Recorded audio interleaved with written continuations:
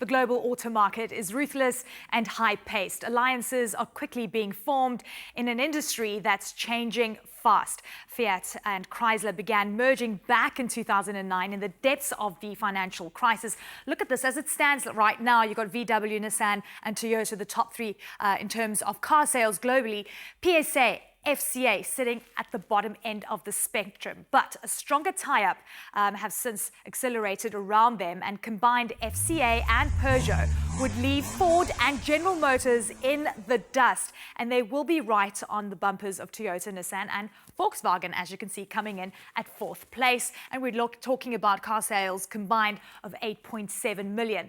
These companies are redlining to stay ahead of the competition. Now, the theory is whoever develops electronic and autonomous vehicles first will dominate the car industry and, of course, the future within this space. And even the big players realize they need to combine and share the huge costs it's going to take to get there. Now, automotive expert Lauren Fix, aka the Car Coach, is in Buffalo, New York for us, and she brings us more detail. Great to have you with us, Lauren. And what an incredible day. I mean, looking at these equals, so to speak, coming together and taking on fourth place globally.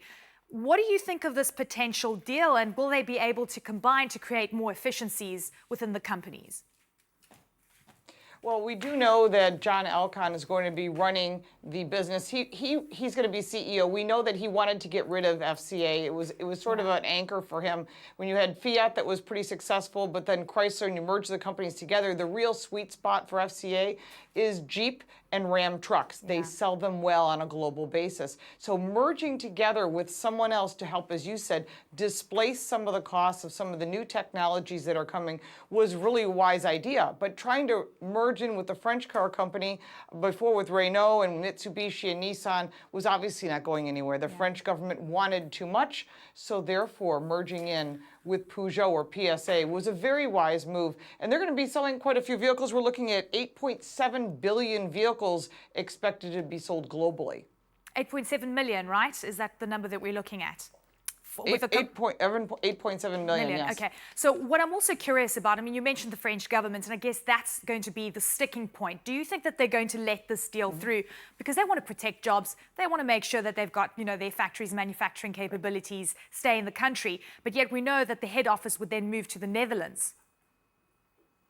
Right. They'll also have offices in Milan and also in the U.S. It's interesting when you look at all of the statements that have been put out by both companies. They're claiming there's going to be no plant closures, and that would be good. I do know that here in the U.S. they are paring down the total model line for Maserati and Alfa Romeo, and they're having some issues in Latin America as well with those two product lines. But they're still pushing to broaden that Jeep and Ram truck lineup because that's where they're making their profit margin. Look, let's talk about the R&D spend and, of course, autonomous driving and just changes within the industry.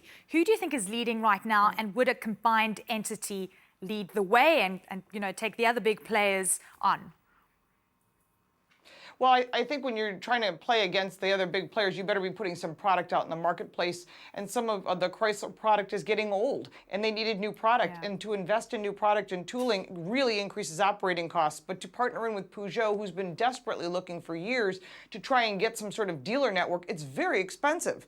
So if you can partner in with somebody like this, it allows Peugeot to bring in the Opel brand lineup, which they also own, bring it here to the U.S. and in other countries. It'll allow for more vehicles to be sold, more profit margin, a lot of shared platforms and technology as they evolve to autonomous cars. We are way far away from that, but they also they do very little electric vehicles right now, and they need to get in that marketplace. Fantastic, Lauren. Thank you very much for your time. Great to have you on the show.